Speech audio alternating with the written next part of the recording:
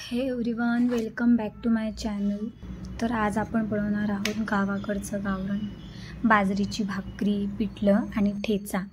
तर ठेचा माझा ऑलरेडी तयार झालेला, तो मी करूनच ठेवलेला. त्यासाठी काही नाही, मिरची भाजली, लसूण, कोथिंबीर जे आपण ठेच्यात टाकतो ते सगळं. आणि मला परतवलेला ठेचा खूप आवडतो, मग त्यासाठी मी बारीक कांदा चिरून ठेचा परतवून घेतला.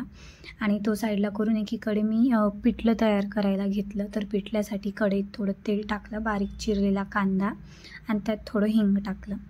आणि हे सगळं कांदा लालसर होईपर्यंत परतवलं.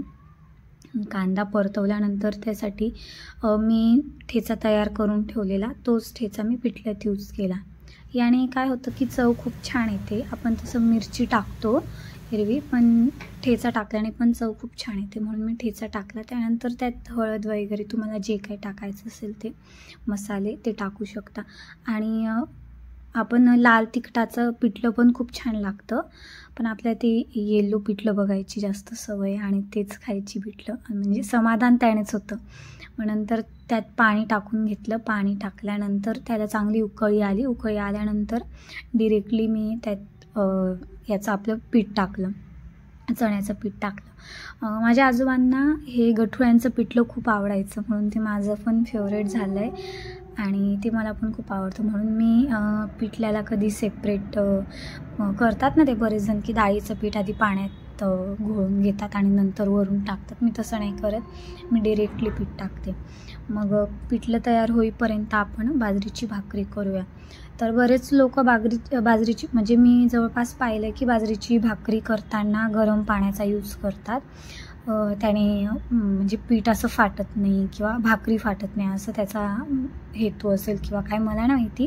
पण घरी मी मम्मीला पण असंच गार पाण्याने करतानाच बघितले, म्हणून मी पण, आणि काही त्याने फरक नाही पडत एवढा, भाकरी छानच येते. म्हणून मी पण पाणी घेतलं, पीठ घेतलं आणि आपल्याला हवं तसं आपण डो तयार करून घेतला. तो जास्त पातळही नाही करायचा आणि जास्त घट्टही नाही करायचा, जेणेकरून आपली भाकरी जी आहे ती व्यवस्थित आपल्याला थापता येईल असा डो तयार करायचा आहे. आणि त्याचे गोळे तयार करून घ्यायचे छोटे छोटे, जेवढी तुम्हाला भाकरी करायची. माझ्याकडे छोटा ताट आहे म्हणून मी छोट्या छोट्या भाकरी करते. तर एक डो घेतला मी आणि त्याची भाकरी थापायला सुरुवात केली. छान बारीकशी भाकरी थापली. तसं गावाकडे आपली मोठी भाकरी करतात. माझी आई आणि आजी पण दोघंही, त्यांची खूप मोठी भाकरी असते, जाडसर अशी मोठी भाकर, त्याला मस्त असा वरून पोपडा येतो. ती भाकरी खूप छान लागते खायला. आणि चुलीवर जर भाकरी केली असेल तर आहा मस्तच, मला ती खूप आवडते चुलीवरची भाकरी.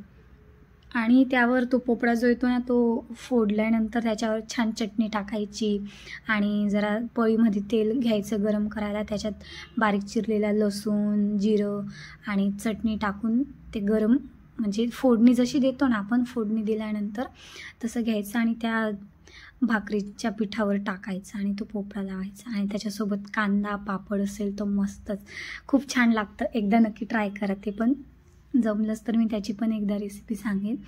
तर भाकरी टाकली तव्यावर आणि तवा जास्त गरम पण नाही करायचा आहे, पण जास्त मीडियम पण नाही. जेव्हा आपण भाकरी टाकतो ना तेव्हा तवा गरम करायचा आहे आणि त्याच्यानंतर गॅस कमी करायचा आहे, म्हणजे भाकरी जास्त चिपकत नाही तव्याला. आणि आपला तवा जुना असेल तर भाकरी चिपकणारच नाही, म्हणून तर माझी नाही चिपकली. बघताय छान भाकरी फुगली आहे मस्त. माझी आई म्हणते सांजुरीसारखी भाकरी, तशीच भाकरी आली, ती जाम खुश होईल बघून. तर छान भाकरी झालेली आहे. आणि असं आमच्याकडे बाजरीची भाकरीच असते, खानदेशात म्हटलं तरी पिठलं भाकरी. आणि अशा प्रकारे आपलं जेवण छान तयार झालं आहे. तर या जेवायला. Thank you so much for watching.